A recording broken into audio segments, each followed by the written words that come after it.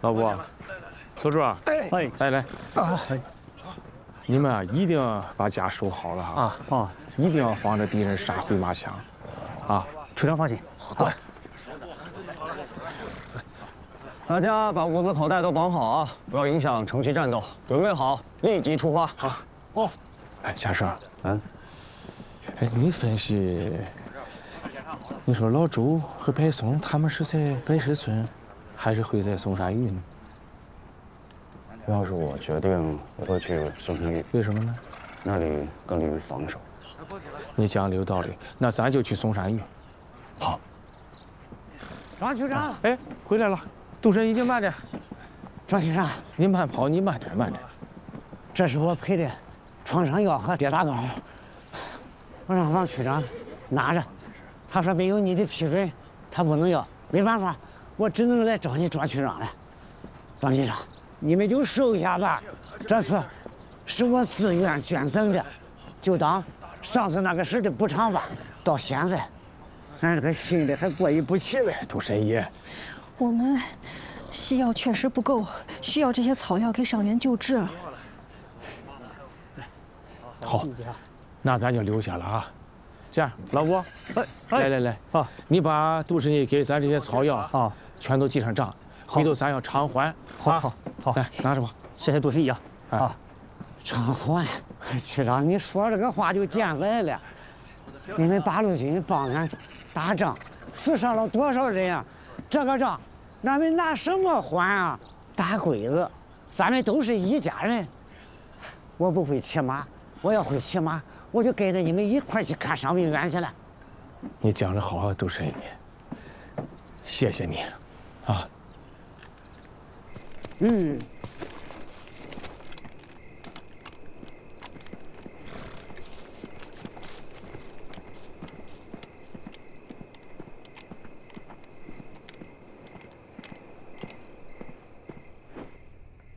就是さ、白石村も合意しました。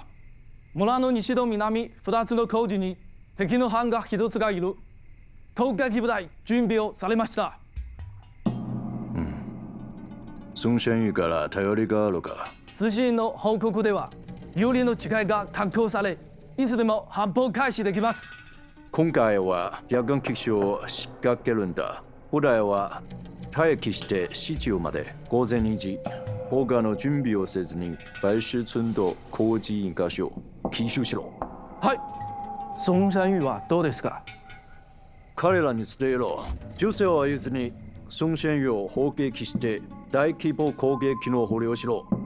驚かせてやれ。白石村へ尋問の路上を阻止しろ。はい。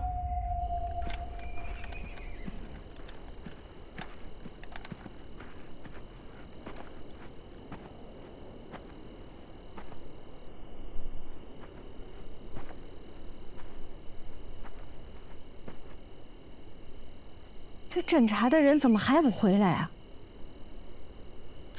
王爷，你急什么呀？你不把敌人情况摸清楚摸透了，你贸然进村那是很危险的。这敌人都走了，咱不是看见了吗？兵不厌诈，这鬼子是很狡猾的呀。你呀，你跟我是一样啊，看着再多的兵书，也当不了将军。哎，看人夏生。人打仗的时候比谁都凶，你看人休息的时候比谁都镇静，哎，这是大将的风度。啥大将风度？这就是没心没肺。听经支队生死未卜，谁能睡得着？也就是他。别在我背后说坏话。你看，你是装睡的，这好话坏话我可都是当你面说的。装睡干嘛呀？随时休息也是一项技能。等良心作战，你就知道了。我这样才能熬不垮。学长、队长，有情况啊！峪口小高地上发现鬼子兵，多少人？有5、60人，还有一挺重机枪和6个子弹筒。我俩从山上去侦查，山顶上倒没有鬼子，两侧各有国民党的一个排驻守。听他们说话是齐梦龙的部队。齐梦龙的部队在村子里啊？我从山上看的，村里有不少齐梦龙的兵，打着手电，提着马灯来回走，还有家属和小孩。你们俩确定两侧的山下没有鬼子的埋伏吗？没有。没有。嘉生，这个很奇怪啊，这种部署，难道他们发现的是鬼子的先头部队？小张，你看鬼子在干什么？是个什么状态？除了几个放哨的都在睡觉。这也不是临战状态呀，说明他们不是在等待大部队的到达，像是有了别的既定任务。地图。那这个挺进支队也不在松山峪，要不咱走吧，去白石村找找。不，老于，你先别急，齐梦龙也是抗日的，我们就这么走啊？那实在不行，咱就骑马过去，给鬼子一顿手榴弹，然后咱就走，也算是提醒齐梦龙了。你先别急，你让嘉生好好分析分析啊，他比咱们俩懂军事，咱听听他的意见，好不好？嘉生，你给分析分析，什么情况呢？是这样。我担心，这是鬼子作战部署的一个环节，真正的目标不在这里，也许就在白石村。这支小队呢，是用来阻止齐梦龙去增援白石村的。你有什么想法？如果敌人的目标真在白石村，那咱们挺进支队还有敌人的主力一定在那边。从这边敌人休息的情况来看，他们早就进入阵地了，而且白石村也肯定被包围了。他们只是在等待一个合适的时机开始行动。我们这10几个人打过去，能帮挺进支队早点警醒，但不可能帮白石村解围。简单的说，敌人要怕什么，我们就得干什么。嘉生，你的意思是说，我们先去救齐梦龙，然后让他去救援白石村？对，区长一点就通了。从敌人的兵力部署来看，他们的兵力并不充足，所以才只布置了一个家庭小队来对付齐梦龙。只要齐梦龙配合我们的行动，那么敌人的部署就会被打破。那他会帮助咱吗？之前遇到敌人，他可从来都没帮助过咱。这个呢，我也说不准。但与其我们跑到白石村打，提醒挺进支队，不如在这儿打，挺进支队也能听见。而且敌人打下了白石村，也不会轻易放过齐梦龙的。这点利害关系，他应该是明白的。嘉生分析的非常有道理啊！你想啊，齐梦龙的部队不到万不得已，他不会到咱们这个根据地里来，他肯定是走投无路了。而且那老周和白松要是不同意，他也进不来。对，所以说他要是把这个地方丢了，他无处可躲了，是不是啊？我认为，2位区长，你们2个骑马快速通过峪口进村。我估计敌人接到行动的命令还有一段时间，他们不会因为你们2个提前行动，所以你们应该能够安全通过。进村后找到齐梦龙，要求他派部队来配合我打掉鬼子的这个小队，同时派其他部队去支援白石村。我带骑兵班悄悄接近小高地的后方，等你们进村20分钟后，我们就开打。你们看这样行吗？就这样办。出发。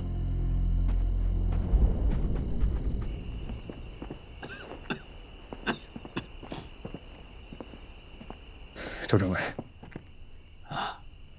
巡逻队发现敌人。什么方向？敌人有多少人？具体兵力不详，但现在已经把村庄包围了。但是他们一直没有行动，我估计他们的兵力不够雄厚，想趁我们睡着之后发动进攻。你打算怎么办？我派人加强了2个小高地的防御，只要这2个小高地在我们手里，敌人很难打进白石村。而且现在我把所有的部队集合，叫他们准备作战。现在就看齐梦龙了。要是他能从敌人后面戳他一刀，我们就能打败这股敌人；否则，我们只有分散突围，趁夜间走了。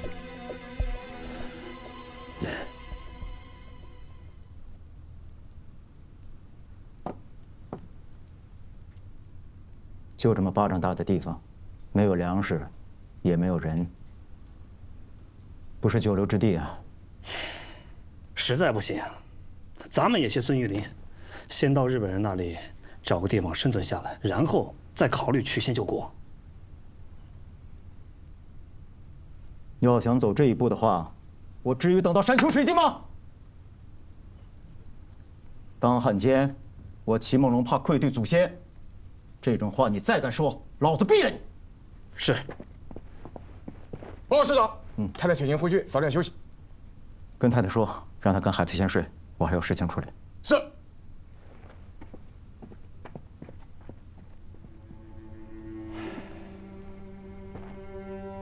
女眷、孩子，平日里都是咱们的宝啊，可战时就成了负担。要不是因为这些家眷，咱们还能冲出来不少的弟兄。哎，你说共产党怎么没有这样的负担啊？我倒是挺佩服他们的军纪，就这样住在村子里，也没有欺负妇女的事情发生。哼，着实是令人佩服啊，纪律严明。报告师长，说共产党故城县1区的区长和副区长求见，说是有紧急军务。有请。是，里面请。哎，齐师长，我是1区的区长庄旭峰，这是副区长王宇。你好，二位久仰大名了，不知二位到此有何贵干呢？哎，我先问一下，齐师长知不知道我们的挺进支队到哪里去了？知道，来，你看，他们现在在这儿，白石村，松山峪是周县长让给我们临时驻扎的。哎，那就好了，那就对了。多亏了周书记啊。情况紧急啊，我就直接说了哈。我们本来是带着一个骑兵班去找挺进支队，意外在咱这个村的村口发现了一个日军小队的埋伏点，所以现在我们估计啊，日军的主力部队就在这个北石村。村口这个日军埋伏的这个点儿，就是为了阻止你们去支援北石村的。所以现在我请求齐师长立刻调整部队，干掉村口这个埋伏点儿，同时出兵去支援北石村。师长，我认为现在我们的当务之急是应该立刻加强两侧山峰的兵力，这样才能确保安全，让我们进退自如啊！哎，这个我们已经侦查过了，在这2个山头上没有日军驻守的兵力，只有我刚才说的村口那个日军小队埋伏点。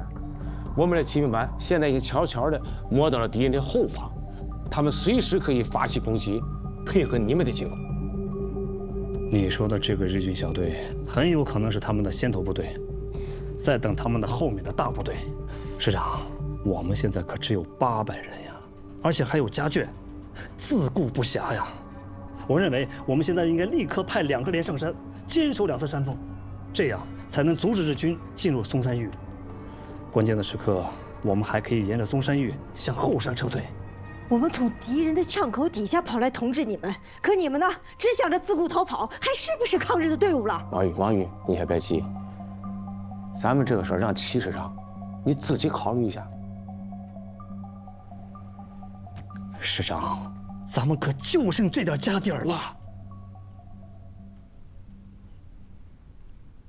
齐师长，2位区长，不是我们不愿意出兵，而是现在我们弄不清楚日军的虚实啊。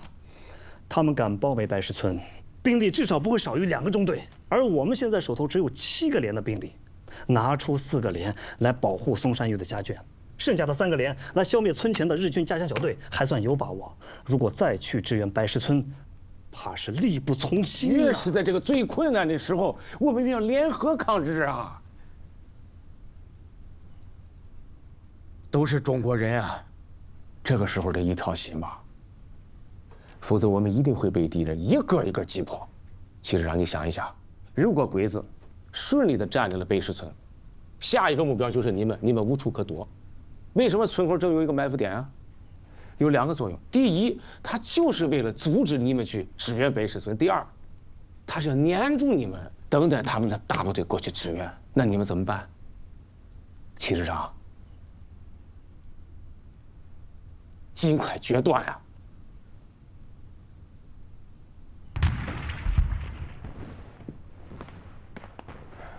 齐师长，你听见了吧？我们的部队跟他们已经干起来了啊！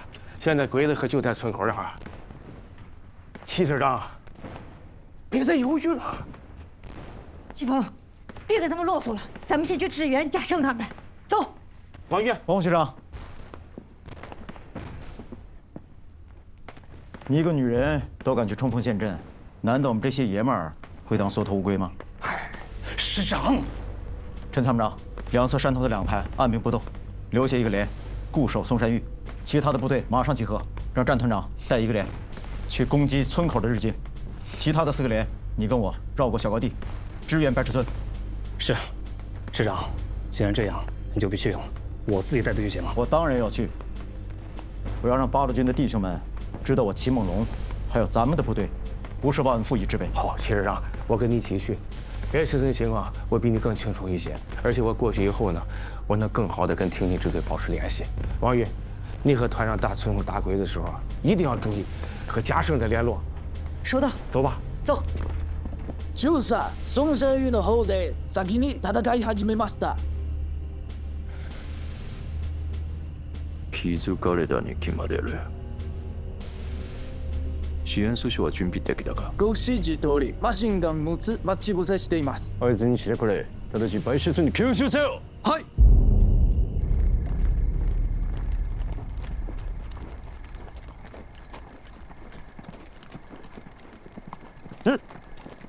卫兵，到。去前面，把庄学长给我叫来。是，到，到，走，就，走，就，齐师长，你找我？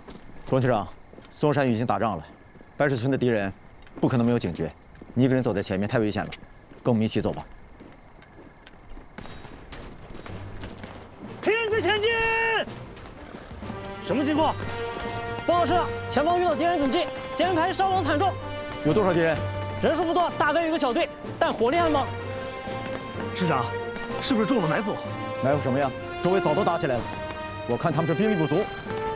前面连，排1个排，迂回到敌人后方，迫击炮占领射击阵地，给我狠狠的打！是，所有人进行队，跑步前进！快！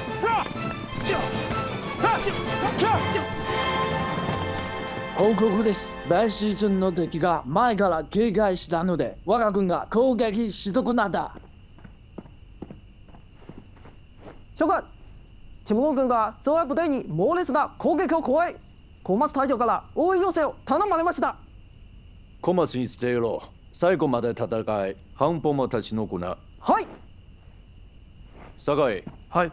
命令、白石村の敵を激しく砲撃し、各隊の停滞を支援しろ。戦闘区の方に向かう。はい。子秀。は。旅団長に電報で、我の第2作戦計画を指示して、快速部隊を派遣してください。孙玉林、李少棠、杀速行動開始。以上。协同作战就是不一样啊！这一仗打得漂亮。齐师长，感谢你的及时支援啊，要不然我们只能分散突围，摆脱日军了。千万别这么说，贵军给了我们安身之所，人敬我1尺，我齐梦龙还不了1丈，还个8分还是能做到的吧？周书记，老周，你这齐师长，你过谦了。周书记，喝点水。来，喝水。报告师长，说，松山峪村口的日军分队已被全部歼灭，跑了几个为邱队长的骑兵追上去，全给砍了。干得好！王玉呢？哦，他安全，去看伤员了。齐师长，我还有一个计划，请您支持。你说，通过跟这股日军交手，我发现他们的兵力只有300人左右，我们消灭了他们2个小队，他们也就剩下200人。以我的追击部队报告说，他们向僧头固方向逃窜。我判断他们想到僧头固固守待援，我想把他们彻底歼灭掉。因为据了解，这股日军的指挥官就是山下聪。僧头固的地形我知道，都是一些起伏波大的小山丘，易守难攻。要是让日本人抢先到了那里，我们很难攻上去。万一他们的增援部队到了，我们会很被动。齐师长，这个地形我也知道，但这恰恰给我们提供了一次机会。我有一个骑兵排。一直没有舍得投入战斗，区小队有一个骑兵班，不知道齐师长您能否再提供一部分骑兵呢？凑一个骑兵排应该不成问题。那太好了。据了解，这股日军都是徒步行军，我们就把这70-80个骑兵派出去，抢先占领僧头固，然后把山下村阻挡在平原地带，集中所有兵力，用最短的时间把他们全部消灭掉。柏松副支队长，不愧是中央军校的高材生啊！你这个计划，我同意。机不可失，失不再来。詹团长，好，6个连1个骑兵排都交给你，统一听柏松副支队长的指挥，打好这一仗。我向鲁肃战区还有军事委员会给你们请功。是。感谢齐师长的信任与支持，我兵力4倍于敌，这功劳我们答定了。邱家胜，到，所有骑兵由你带领，务必抢在日本人之前占领僧头固。是。周书记，周书记，喝点水。你喝点水。周军长，你怎么了？让你保证。周书记，周书记，保证。周书记。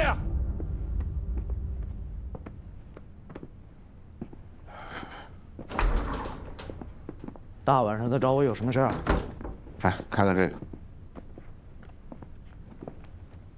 山下从让我以皇协军第7团的番号，配合李少棠的第5团，占领嵩山峪，彻底消灭齐梦龙。如不服从，明天就派飞机轰炸他们。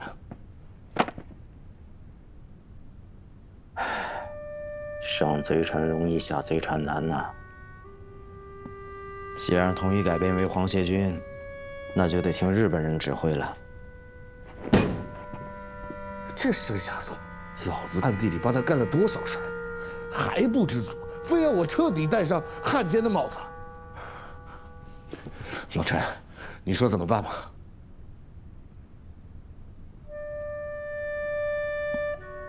答应他吧。答应他，要不然咱们全完了。不过咱们得留条后路，我不跟你去，反正日本人也不稀罕我。这样，我带着专属保安队的110来人，你再给我700人，我们离开，还是打着新七师的牌子，还跟鲁肃战区领饷。等时机合适了，你再回来。师长的位置我给你留着。行，啊，你离开，我同意，给我留条后路嘛，对吧？可是你这又要番号又要人的，是不是有点趁人之危了？你给了人，给了番号，我将来才好为你说话呀。要不然怎么证明你是曲线救国呀？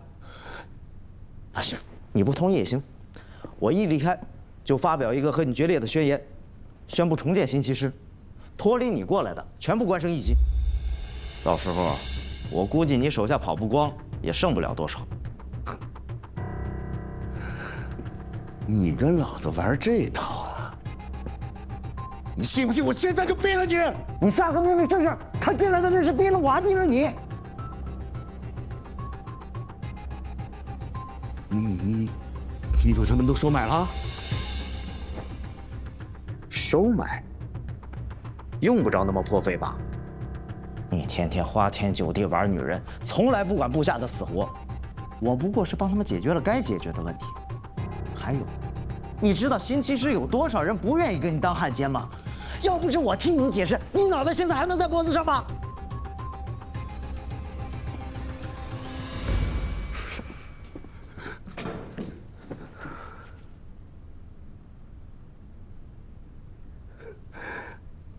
现在这日子，能快活就赶紧快活快活吧。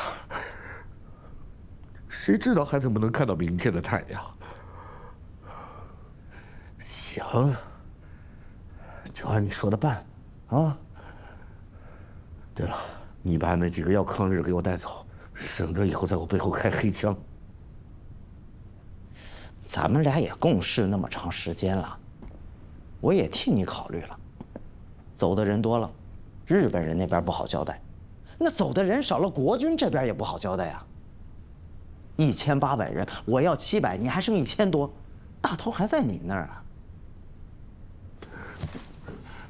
老陈，咱们说好了，不管两边谁赢，咱俩得相互照应啊。那是肯定的。现在想想，还是日本人厉害，这帮禁卫也不喊我，不说别的，就说这法币吧，跌的都不成样子，还没人日本军票好用。我看这日本人垮不了。这你就不懂了。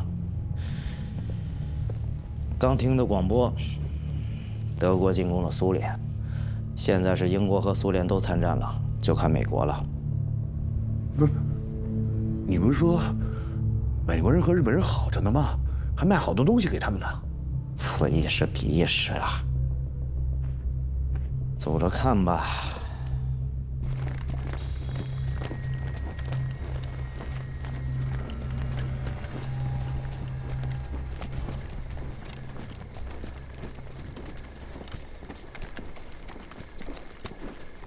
連隊長、敵が迫ってきて、挺身部隊と見物の残党は移動されました。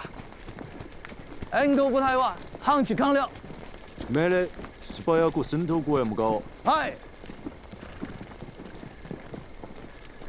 長官、敵の騎兵部隊が約70人現れた。ライフルの射程距離以外で先発部隊を乗り越えた。その遠くへ急ぎました。敵の指揮官はよくやったねこのイボ。が運命は変わらんぞ。我々の経過はどうですか。戦闘区の射程外に有利な地形を探してくれ。工事を築き救援を待とう。はい。足で進め。はあはあ。师长，师长，怎么了？孙玉林的部队从前面打过来了。这个卖国贼，他居然公然投敌！他们有1000多人，手里有迫击炮，还有重机枪。我们的部队人手太少，很难守住。他还叫嚣着要让我们投降，接受周边。命令两侧山头2个排，不惜任何代价给我坚守1个小时。是。留守的一个连马上集合，掩护架舰向后山撤离。是。带上周县长还有他的警卫班，别忘了告诉刘柏松还有战团长，敌人有可能是调虎离山，马上撤到山区。是。敌人放弃占领森头谷了。不光是放弃，还避开了我们的火力。我们在这里对围攻的部队起不到任何的作用。我们赶紧下山去参加战斗吧。虽然说我们在这里不能支援对山下村的围攻，但是我们可以扼守公路。2位局长，我现在非常担心这是山下村的阴谋。先生，你具体给说一说呀。你们看啊，那不远处就是一条公路，这条路应该是通往金浦铁路线的。如果敌人从那边调集快速部队，很快就会抵达这里。而我们呢，要是离开了山区，那敌人一旦进攻咱们几乎是无处可退的。咱们宁可呀，把山下村想的是更狡猾、更阴险才行啊！我之前听向前跟我说哈，派一部分部队啊缠住我军，再用远处的快速部队突袭，这是日军的惯用战术。对。如果这是山下村的计划，那么他就是打算调虎离山，彻底消灭我们和齐梦龙的部队。李先生，现在要怎么办呀？哎，军事上我们听你的。这个骑兵在山上呀起不到应有的作用，我打算只留下1个班，在下面那个小高地做疑兵。我呢带着大部分人隐蔽下山，埋伏在公路边的树林里。如果敌人真的派快速部队来了，我们就等他们刚下车，立足未稳，冲杀出去，给大部队争取撤离的时间。所以麻烦2位区长下山去找柏松，建议他一旦不能迅速结束战斗，就主动及时撤离。其实柏松啊，不是考虑不到这些风险，他就是太想灭掉山下村了。好不容易给困住，你让他撤出来，这对他很困难。我去说也不太合适，他总是觉得我是一个不懂军事的人。他不喜欢我在这指手画脚，王玉，你去说合适，我觉得效果会更好。白松有能力也比较自信，但是他聪明，能辨出对错，私下说也许会好一些。哎，这个骑兵班你给我留下吧，我在山上坚守，好不好？行，齐峰，我呢跟你留挺机枪，配合我们在山下攻击敌人。好，但是记住啊，看到我们撤离，你们一定要跟上。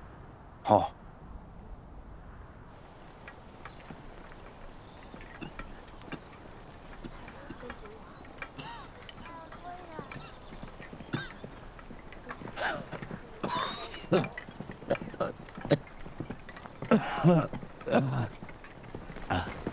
师座，师座，前面山沟遇到的敌人足迹，山顶上膛的部队。这些狗汉奸，真是想把咱们赶尽杀绝。传令下去，占领前面的回马岭，坚持到天黑，想办法突围。是，所有人加快行进速度。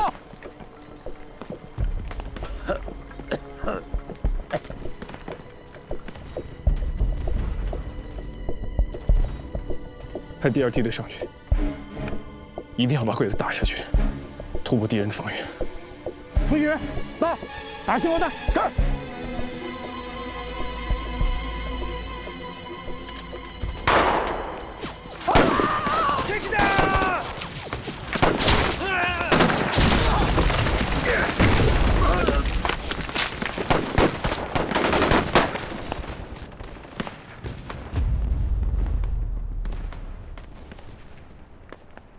命令！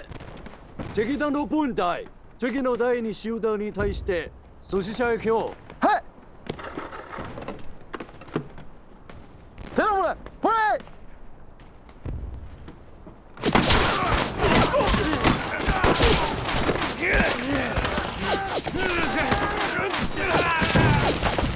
酒井、君の予備隊を派遣しろ。その前に演弾を投げつけてくれ。煙弾か？毒ガス弾持っていますよ。現世の風向きはふさわしくね。毒気弾を発射することができない。今演弾なら同じく1個があるかもしれない。はい、かしこまりました。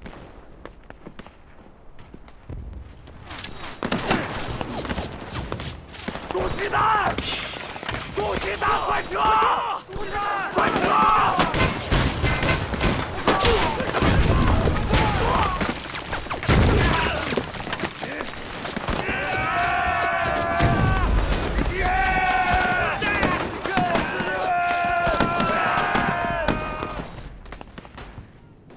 进攻失败，部队退下来了。我方战场指挥官完全没有判断能力，那是发烟罐，根本不是毒气弹。日军都没有戴防毒面具。2梯队没上去，他们也坚持不住了，退下来也好啊。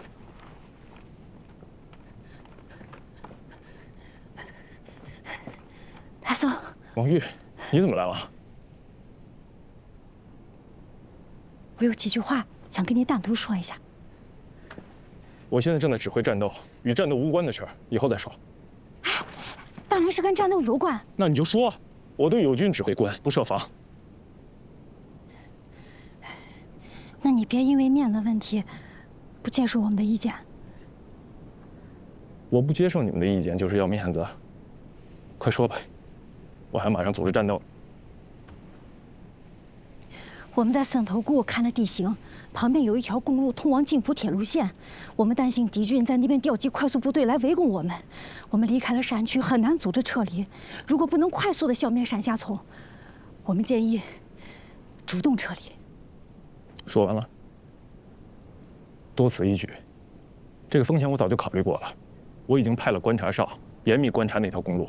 你回去告诉邱家胜，僧头谷没有用了，叫他回来，带着骑兵队参加对山下村的战斗。刘副支队长，对方的建议值得考虑啊。白松，不啰嗦。王宇，执行我的命令，这次谁也别想动摇我的军心。马上组织部队，发动进攻。打起精神！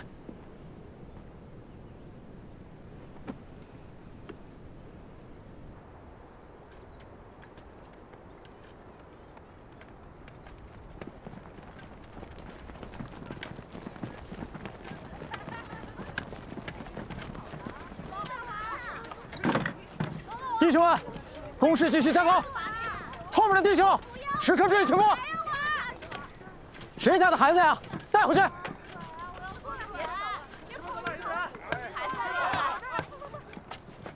看好他，看好他！周县长，啊，现在这个情况，你有什么对策吗？这两股汉奸之间是有矛盾的，这一点是可以利用的。不喊了，看好孩子，都什么时候了？师座，师座，怎么样？师座，搞清楚了，孙玉林的部队在山前，二黑头的部队在山后，两边都没有积极组织进攻，并且互相戒备。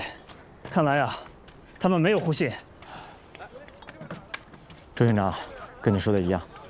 李师长，我是孙玉林啊，我们可是老相识了，都在委员长手下效过力啊。如今你走到这步田地，兄弟我十分同情啊。不如你下山接受改编，我保证你和兄弟们万险不变，待遇比原来更好。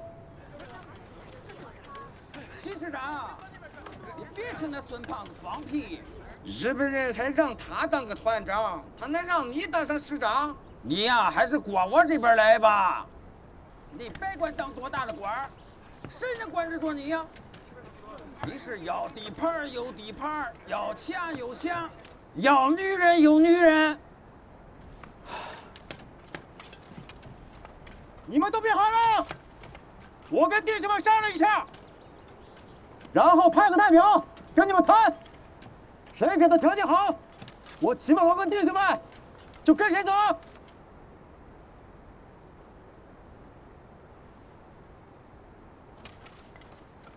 周县长，你们共产党够意思，收留了我跟弟兄们，可现在我真的是走投无路了。带着这些家眷，我没法打。但是你也别误会，我齐梦龙就是死也不会当汉奸。我现在只是下人投靠，一有机会，我就宰了他们，接着抗日。现在的问题是，你们怎么办？他们容不下共产党。我无权干涉你的决定，但是我要给你一个忠告：不能投靠李少棠，他是一个没有信用的人。我也这么想。但是呢，一旦你下去投靠了孙玉林，李少棠会占据高地偷袭你们，连孙玉林一起打。我看啊，我可以给你一个建议。你说。王玉。家长，该说的我都说了，可是白松他不听，他让我回来传达命令，命令所有的骑兵回去参加进攻山下村。现在怎么办？命令必须服从。走，我们去找齐凤。好。李团长，我们师长想知道，下山跟了你们，我们能得到什么好处？嗨，你少给我来这一套。那齐梦龙是什么人呀？啊，他是官帽子堆里出生，金银窝子里边长大，经过讲武堂，蒋介石那老头子亲授的将军，他能跟我这个绿林好汉？我们师长啊，请您放心，他绝不会投靠李少棠。这个李少棠啊，他就是个土匪，毫无信用可言。就是啊。不过呢，孙师长，你要知道，我们要是下山投靠了你，他李少棠肯定会从后面跟上来，占领我们的制高点。我说你们是不是和孙玉林那老小子一起算计我的吧？这，嗨，李团长，哪有的事啊？你是不知道，我们师长最恨的人就是孙玉林了。都驻扎在同一个防区，在我们跟日本人鏖战的时候，这个孙玉林他不但不帮忙，他还背后捅刀子。我们齐师长综合考虑了，他说，先派少量人员护送家眷下来，部队呢坚守回马里。这还需要你孙师长派出部队从山下绕过去袭击李少棠。等咱们一起把李少棠打跑了，那个时候啊，我们才能踏踏实实的下来，投靠你孙师长啊！你别跟我耍心眼子，你还嫩点儿。老子办事就看划算不划算，这天下的事都是买卖。今天这个买卖，我看不上。我感觉要赔本儿啊。好，那李少棠早就想收拾这个王八蛋了。你们在高处火力支援，我派部队过去，一定能干翻他。那，你回去跟齐师长说，齐师长他要是愿意来找我啊，我给他留好地盘，啊，吃香的喝辣的。他要是愿意跟孙玉林那个老小子混，我们井水不犯河水，大路朝天，各走半边。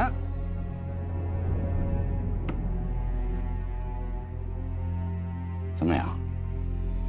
我这样够意思了吧？李团长，您的意思是，您要撤？我说你这帮人啊，我就知道你信不过我。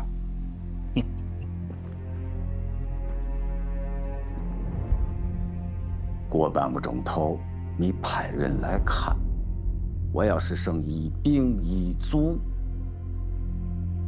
我李字儿到这儿写。